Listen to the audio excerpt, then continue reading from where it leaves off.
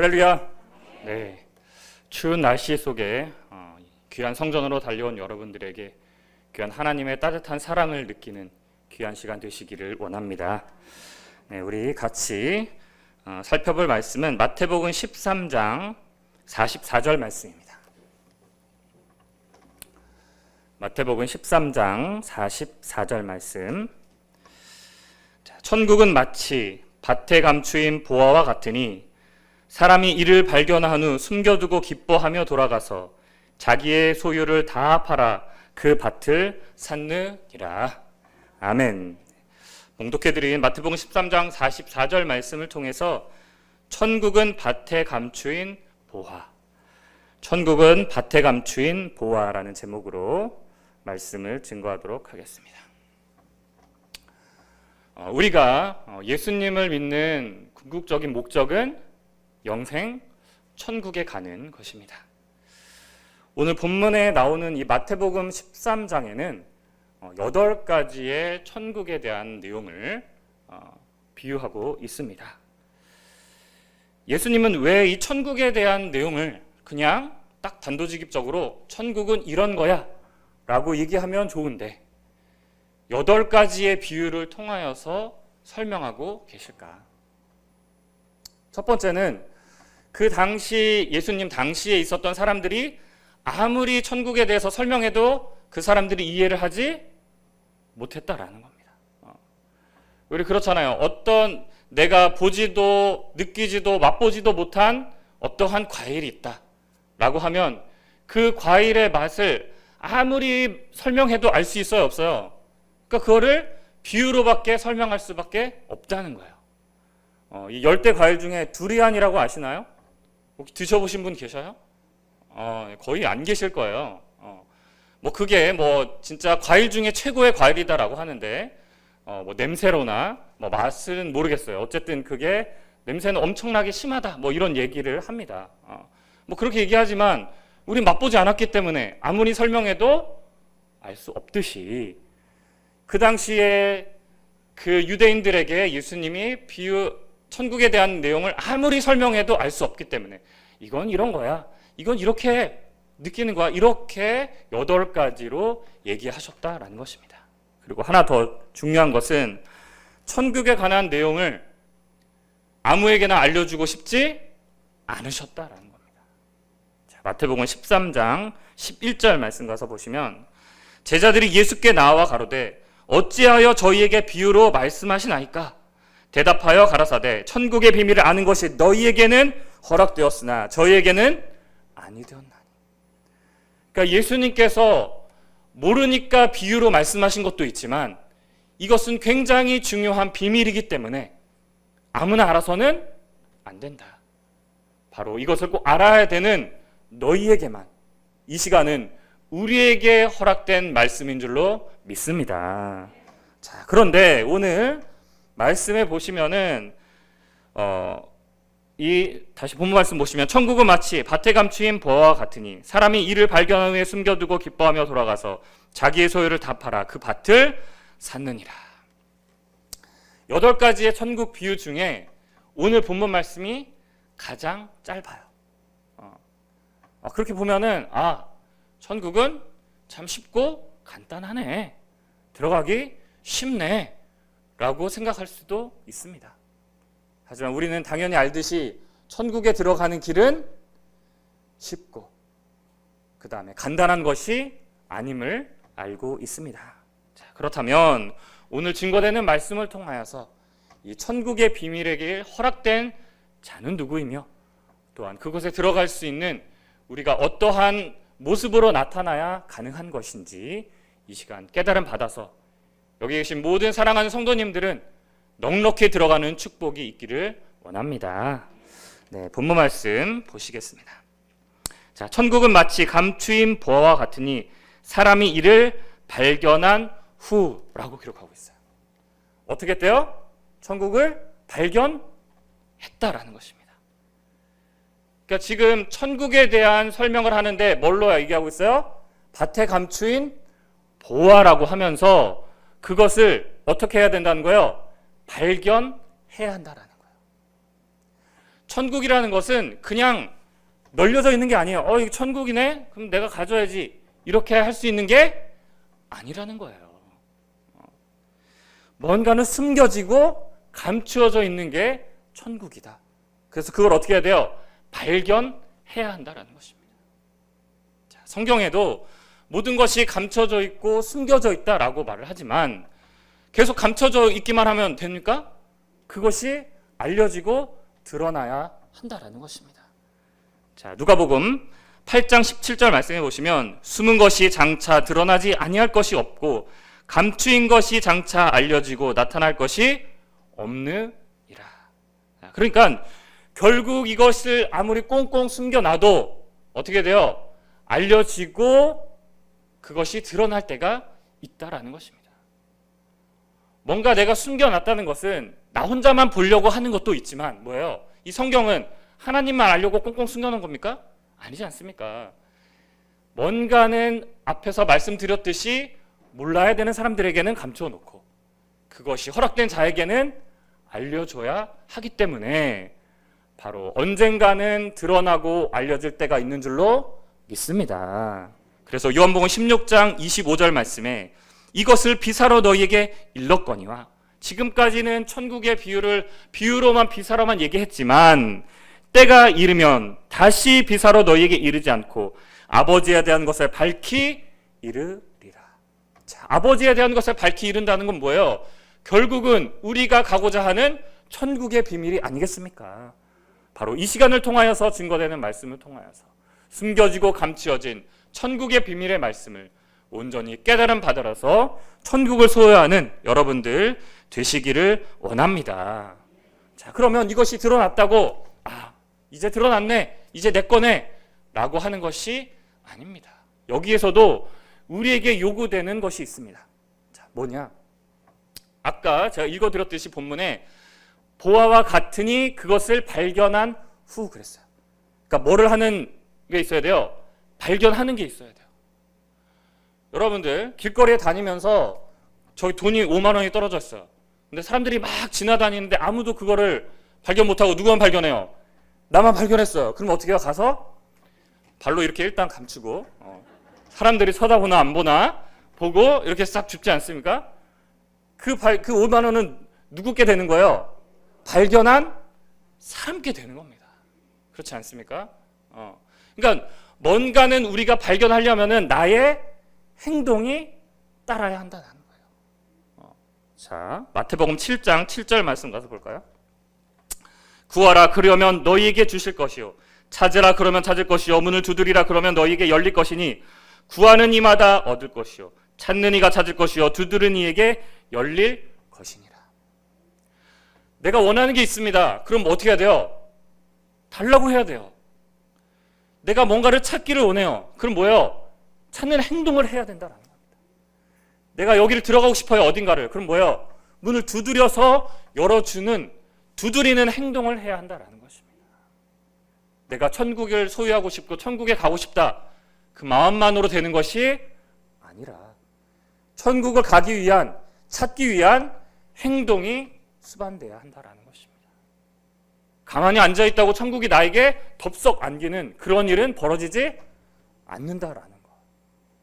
바로 우리에게 요구되는 것은 적극적인 행동이다라는 것을 바로 성경에는 말하고 있다는 것입니다. 그렇다면 그것을 우리가 발견할 때가 안 됐으면 어떻게 해요? 아무리 찾고 찾아도 발견할 수 없지만 바로 이 시대의 때가 되어서 하나님의 천국 비밀이 선포된다면 그것을 우리가 찾고 찾는 자가 될 때 우리의 소유가 된다는 것을 깨달으시기를 원합니다. 자, 우리 이렇게 부활을 찾아야 한다라고 하면 그 다음엔 또한 어떤 것을 해야 되느냐? 자, 보시면 다시 본문 말씀 볼게요. 천국은 마치 밭에 감추인 보화와 같으니 사람이 이를 발견한 후 숨겨두고 기뻐하며 돌아가서 라고 했어요. 어떻게 됐대요? 기뻐하며 돌아갔대요. 왜 기뻐했죠? 뭘 발견했으니까. 천국인데 보화를 발견했어요. 여러분들 5만 원을 딱 발견했어요. 그럼 어때요? 기쁘잖아요. 그렇죠? 땅에 떨어져 있는 거지만 어쨌든 물론 그거를 찾아서 여러분들은 마음이 착하고 선하기 때문에 그 5만 원을 경찰서에 갖다 주시겠지만, 그렇죠? 저는 약간 마음이 그래서 내가 꽁돈이 생겼네? 라고 해서 기뻐할 것 같아요. 어쨌든 이 보화를 발견했다는 것은 그 가치를 알았기 때문에 어떻게 한다는 거예요? 기뻐할 수 있다라는 겁니다. 그렇죠? 자, 아무리 귀한 보화가 있고 아무리 큰 돈이 그 앞에 놓여 있어도 어린아이는 그걸 보고 기뻐해요, 안 기뻐해요? 왜 몰라요? 그거의 가치를 모르기 때문에. 오히려 아이는 간식이라든지 맛있는 것이라든지 장난감을 오히려 더 좋아할 거예요. 그렇지 않습니까? 아무리 우리가 보화를 발견했어도 그 가치를 모른다면 의미가 없다라는 것입니다. 자, 그러면 우리가 이것을 발견하려면은 어린아이가 돼야 될까요? 자, 우리 그 말씀 한번 보겠습니다. 고린도전서 14장 20절 말씀. 청년들아, 지혜에는 어린아이가 되지 말고 악에는 어린아이가 되라. 지혜에 장성한 사람이 되라. 아멘.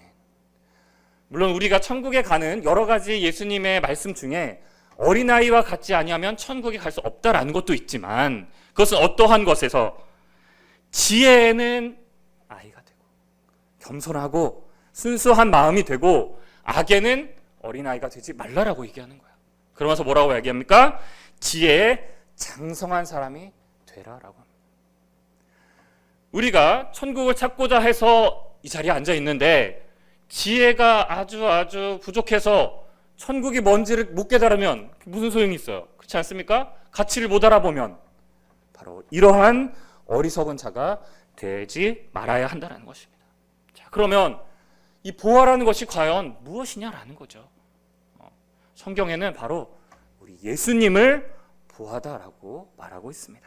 자, 골로새서 2장 2절 말씀 보시면, 이는 저희로 마음의 위안을 받고 사랑 안에서 연합하여 원만한 이해의 모든 부요에 이르러 하나님의 비밀인 그리스도를 깨닫게 하려 함이니라. 자, 우리가 위안을 받고 사랑 안에서 연합하고 원만한 이해에 어떻게 돼요? 모든 부요에 이르며. 부요는 뭐라는 거예요? 엄청난 재산이 있다는 거 아닙니까? 그렇게 이르러 하나님의 비밀인 그리스도를 깨닫게 하려 합니다. 그러니까 하나님의 비밀은 결국 뭐라는 거예요? 예수님을 아는 것이 하나님의 비밀인데, 그 안에는, 예수님 안에는 뭐래요? 지혜와 지식의 모든 보화가 감추어져 있느니라.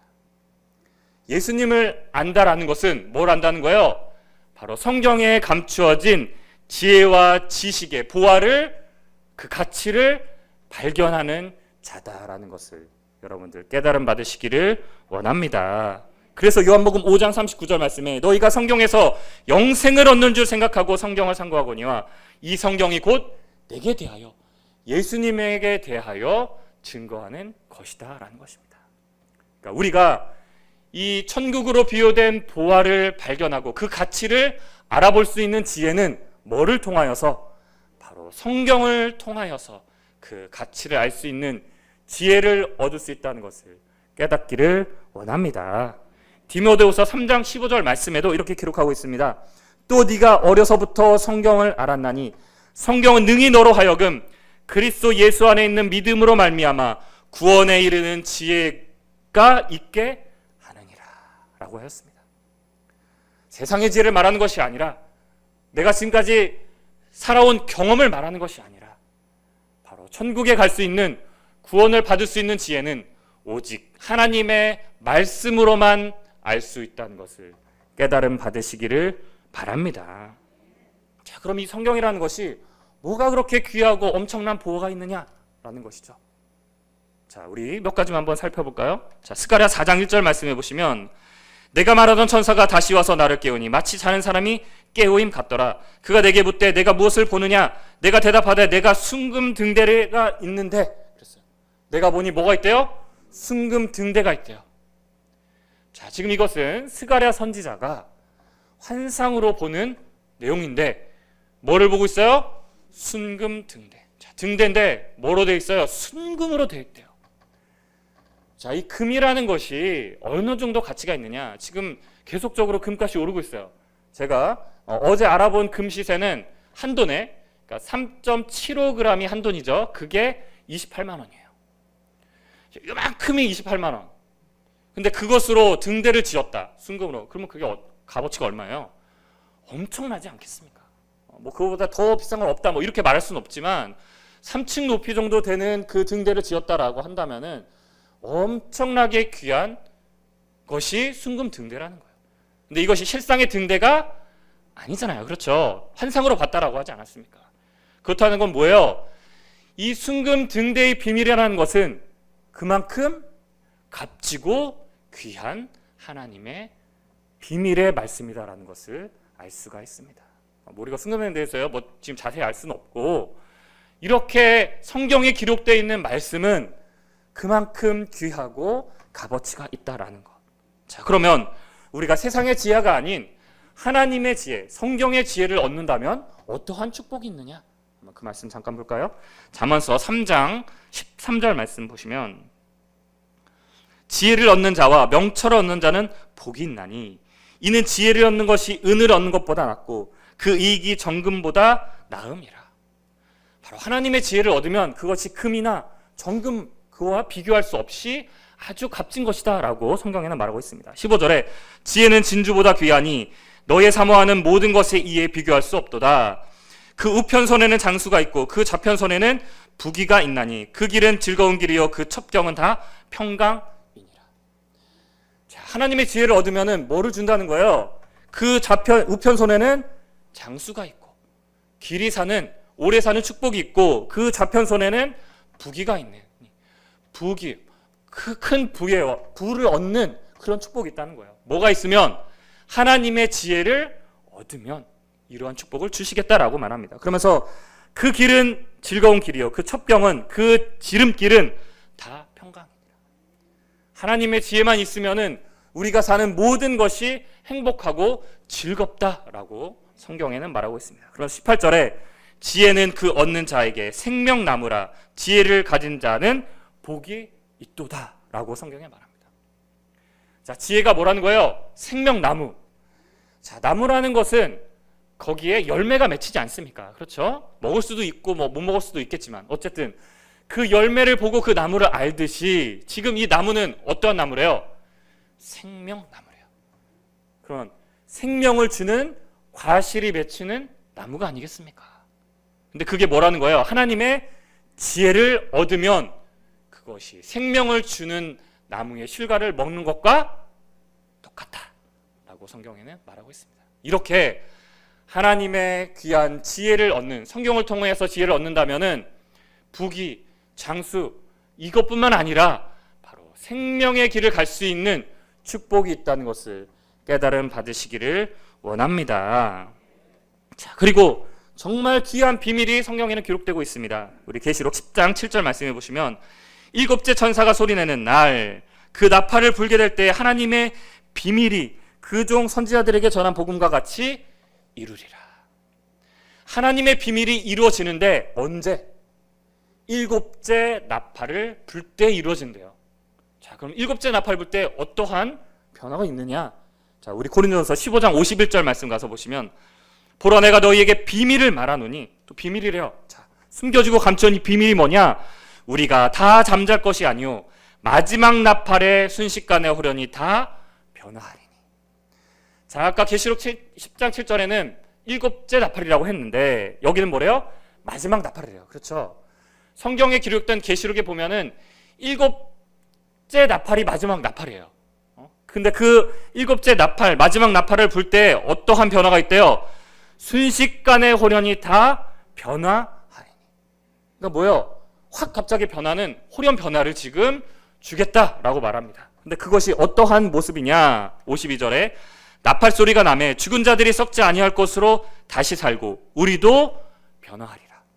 죽은 사람이 부활하는 역사가 일어나고 살아있는 우리는 어떻게 된대요? 변화를 받는데요. 자, 그러면서 어떠한 변화냐? 53절에 이 썩을 것이 불갑을 썩지 아니할 것을 입겠고 이 죽을 것이 죽지 아니함을 입으리로다. 자, 우리 몸은 아무리 오래 살아도 100세, 120세밖에 살 수 없어요. 근데 성경에는 어떻게 된다고 말합니까? 영생을 주겠다. 천국에서 영원히 살게 해주겠다라고 약속하지 않았습니까? 그럼 이 육체로 살 수 있습니까? 100년밖에 못 사는데? 그러니까 뭐가 필요한 거예요? 영원히 살 수 있는 변화가 필요하다라는 것입니다. 그래서 어떻게 된다는 거예요? 썩을 것이 썩지 않고 죽을 것이 죽지 아니하는 변화의 모습으로 하나님께서는 나타나게 하시겠다라고 말합니다. 근데 그게 뭐예요?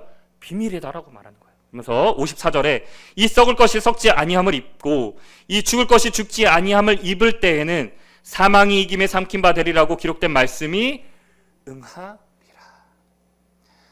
우리가 아무리 오래 살려고 하고 뭔가 몸의 변화를 받아도 뭐가 있으면은 우리가 영원히 살 수 없어요? 사망이 있으면 그렇지 살 수 없다는 거예요. 그래서 결국 마지막 하나님의 비밀을 성취하는 것은 뭐를 없앤다? 아멘. 사망을 없앴기 때문에 죽으려고 해도 죽을 수 없는 영생의 길을 하나님께서 열어주시겠다라고 약속하신 줄로 믿습니다. 그래서 요한복음 17장 3절에 영생은 곧 유일하신 참 하나님과 그의 보내신 자 예수 그리스도를 아는 것이니라. 하나님과 예수님, 바로 이 성경을 우리가 알 때에 바로 하나님께서는 영생의 축복을 주시겠다라고 분명히 성경에 기록하고 있는 줄로 믿습니다. 자, 이렇게 성경에는 이렇게 귀한 보화의 말씀이 기록되어 있고 우리는 그것을 알아볼 수 있는 지혜를 통하여서 깨달음 받았습니다. 발견하고 그 보화를 가치를 알았어요. 그럼 어떻게 해야 됩니까? 누구 걸 만들어야 돼요? 내 걸 만들어야 돼요. 5만 원 발견하고 그 가치 5만 원인 걸 알았어요. 그럼 누구 걸 만들어야 돼요? 내 걸 만들어야 되지 않습니까? 그렇죠? 자, 그러면 내 거를 만드는 그 과정이 뭐예요? 자신의 본문 말씀에 자신의 소유를 다 팔아 밭을 샀느니라. 어떻게 해야 된대요? 내 소유를 조금만 팔아. 다 팔아 밭을 사는 것이 바로 천국을 소유한다라고 성경에 기록하고 있는 줄로 믿습니다. 그래서 세 번째는 뭘 해야 된다는 거예요? 밭을 사야 한다라는 거예요. 근데 다 팔라고 하니까 여러분들 표정에 약간 다 팔아야 돼? 전 재산 다 바치라는 거야? 나 헌금 많이 했는데? 그런 것을 말하는 것이 아니라는 거예요.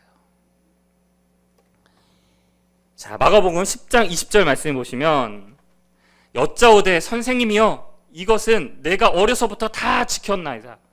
그러니까 예수님께 어떠한 청년이 와서 이거 지켜라 이거 지켜라 하니까 다른 것부터 다 지켰습니다. 율법 다 지켰습니다. 라고 얘기하는 거예요. 그러면서 21절에 예수께서 그를 보시고 사랑하사 가라사대 내가 오히려 한 가지 부족한 것이 있으니 가서 내 있는 것을 다 팔아 가난한 자들에게 주라. 그리하면 하늘에서 보화가 내게 있으리라. 그런 거예요. 내가 하나님의 말씀을 다 지켰습니다. 예수님 따르겠습니다. 하니까 예수님이 그래 너 정말 잘했다. 그래 그러면은 네 소유를 다 팔아 가난한 자에게 줘라. 그러면은 하늘의 보화가 다 네게 될 거야. 라고 얘기하는 거예요. 그러니까 22절에 그 사람은 재물이 많은 거로 이 말씀을 인하여 슬픈 기색을 떼고 근심하여 가니라. 자, 지금 뭐예요? 나는 하나님을 쫓겠습니다. 예수님 말씀을 따르겠습니다. 라고 했는데 그는 지금 뭘 못 버린 거예요? 자신의 소유를 다 팔지 못하고 그런 결과로서 뭐예요? 천국을 소유하지 못하는 결과로 나타났습니다. 그러니까 예수님께서 뭐라고 하시느냐? 예수께서 둘러보시고 제자들에게 이르시되 재물이 있는 자는 하나님의 나라에 들어가기가 심히 어렵도다. 자, 이것을 보면 뭐예요? 아, 뭐 전재산 바치라네. 결국은 예수님도 그랬네. 자, 그런 겁니까? 그 당시에는 모르겠어요. 예수님이 그 진짜 청년에게 다 팔아버리고 나를 쫓으라라고 하셨을 수도 있어요. 아니면 그 청년을 시험하는 모습이 있을 수도 있을 것이에요. 중요한 것은 그게 아니라는 거예요. 예수님께서는 그 청년의 뭘 보신 거예요? 심령을 꿰뚫어 보신 거예요. 넌 절대로 그렇게 못해. 한번 팔아봐. 라고 지금 시험하는 모습인 거예요. 근데 이 청년은 하늘의 보화보다 뭐가 더 중요했다는 거예요? 자기네 자식, 죄송해요. 지금 흥분했어요. 이 청년이 지금. 이 청년은 자기의 재산이 더 소중했다라는 겁니다. 그래서 예수님을 따르는 길을 포기하고 세상의 길로 갔다는 것을 우리가 알 수가 있습니다. 그런데 우리가 그럼 뭐 전 재산 팔아 이게 아니라고 말하면 그럼 뭐를 해야 되느냐라는 거죠. 자, 우리 마태복음 5장 3절 말씀 가서 볼까요? 심령이 가난한 자는 복이 있나니 천국이 저희 것이며. 청년은 이것을 알지 못했다는 거예요. 너의 모든 것을 다 갖다 팔아버려. 그래야지 천국의 보화가 네 거야 라고 한 것이 아니라 예수님은 뭐가 없기를 바라시는 거예요? 심령에 나의 생각, 나의 가치, 나의 지혜, 내가 가지고 있는 것들을 다 내어버리고 가치가 없다. 그거는 그렇게 나를 비울 때만이 뭐를 소유할 수 있다는 거예요? 천국이 너희 것이다 라고 성경에는 말하고 있는 겁니다. 예수님 이미 그렇게 얘기했는데 이 청년은 뭐만 생각한 거예요? 내 재산을 다 갖다 바치라네. 나는 그렇게 못하겠는데. 이렇게 그는 이해하고 바로 예수님을 떠나갔다라는 것을 알 수가 있습니다. 성경에 기록하지 않은 수많은 사람들이 아마 예수님을 찾아왔을 것입니다. 그런데 그들은 바로 여기에서 걸렸기 때문에 예수님을 쫓지 못한 사람들도 무수히 많았을 것입니다. 하지만 바로 하나님께서는 우리의 재산, 여러분들이 아무리 수억, 수천, 수조를 갖고 있어도 하나님한테 의미가 있어요, 없어요? 의미가 없습니다. 네가 그걸 다 바친다고 내가 뭐 기뻐하고 나 부자 됐네. 하나님께서 그러실까요? 그렇지 않은 겁니다. 우리의 심령이, 우리의 마음이 세상을 향하고 있는 것이냐, 하나님을 향하고 있는 것이냐라는 것을 하나님께서는 물어보고 계시는 것이지, 네 재산을 나한테 다 가져와. 그래야 너를 천국이 네 거야 라고 말하는 것이 아님을 여러분들 꼭 마음에 새기시기를 원합니다. 누가복음 12장 34절 말씀에 너희 보물이 있는 곳에는 너희 마음도 있느니라. 여러분들이 이 자리에 있다고 여러분들이 천국을 소유하는 자격을 갖춘 것이 아닙니다. 여기 앉아 있어도 생각은 딴 데 있어요. 세상에. 오늘 내가 뭘 해야 되는데, 내가 오늘 꼭 뭘 해야 되는데, 내일 주식시장이 열리면 주식 잘 돼야 되는데, 아무리 여기 앉아 있어도 설교를 들어도 생각은 딴 데 가 있으면 뭐예요? 그 마음은 세상에 가 있는 겁니다. 그는 그 소유를 다 판 것이 아니다라는 것입니다. 나의 모든 것을 비우고 온전히 이 시간 하나님의 말씀으로 내 심령을 채우겠다라는 그러한 마음으로 여러분들이 이 자리에 앉아 있을 때 그 사람에게 천국을 소유할 수 있는 귀한 보화가 그 마음에 가득 차는 축복이 있는 줄로 믿습니다. 사랑하는 성도 여러분들, 귀한 보화의 말씀이 있는 이 장소에서 천국의 비밀을 알았다면, 발견했다면, 그 가치를 알았다면 바로 우리에게 필요한 것은 뭐라는 거예요? 온전히 나의 모든 것을 다 내어버리고 온전히 하나님의 말씀으로 채우는 귀한 자들로 나타나서 성경에 기록되어 있는 모든 축복을 받는 천국의 귀한 보화를 소유하는 그러한 축복이 바로 사랑하는 여러분들에게 있기를 진심으로 축원합니다. 네, 오늘 이것으로 말씀을 마치겠습니다. 고맙습니다.